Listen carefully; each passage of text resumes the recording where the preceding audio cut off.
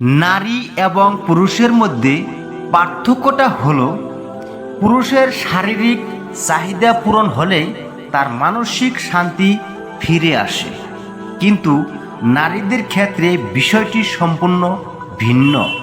একজন নারী মানসিক শান্তি পেলে তবেই শারীরিক চাহিদার কথা ভাবে। নারী ও পুরুষের চাহিদার এই ভিন্নতার কারণেই তাদের সম্পর্ক আরও জটিল এবং গভীর। পুরুষের সমস্ত ডিপ্রেশন এবং ক্লান্তি দূর হয় সঙ্গীর সাথে শারীরিক সংযোগে। যদি আপনি আপনার পুরুষ সঙ্গীকে খুশি করতে চান, তবে তার সাথে অবশ্যই শারীরিক অ্যাটাচমেন্ট থাকা প্রয়োজন এবং তা মন থেকে হতে হবে। নারীরা বিপরীতে মানসিক অ্যাটাচমেন্ট এ বেশি গুরুত্ব দেয়।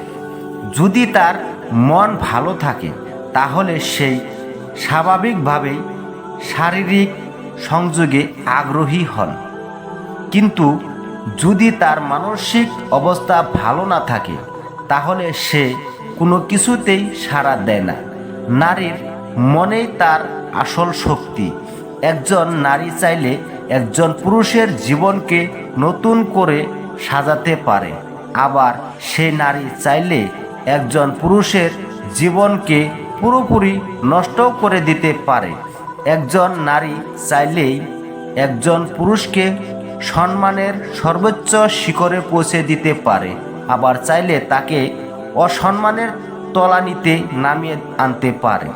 নারী চাইলে একজন পুরুষকে আর্থিকভাবে সমৃদ্ধ করতে পারে, আবার চাইলে তাকে নিঃশেষ করে দিতেও পারে।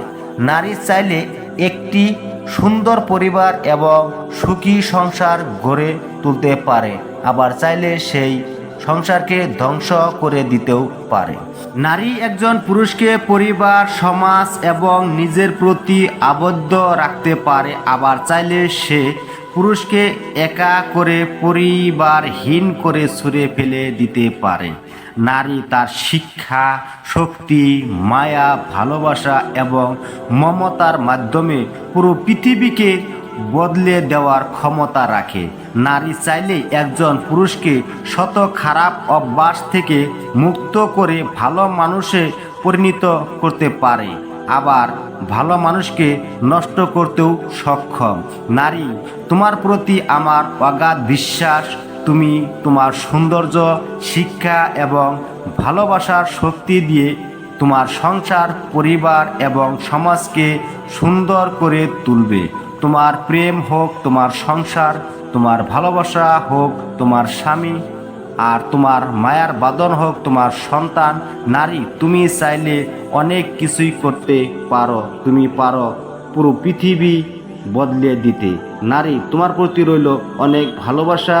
নারী, তোমার প্রতি রইল অনেক ভালোবাসা এবং আন্তরিক শুভেচ্ছা।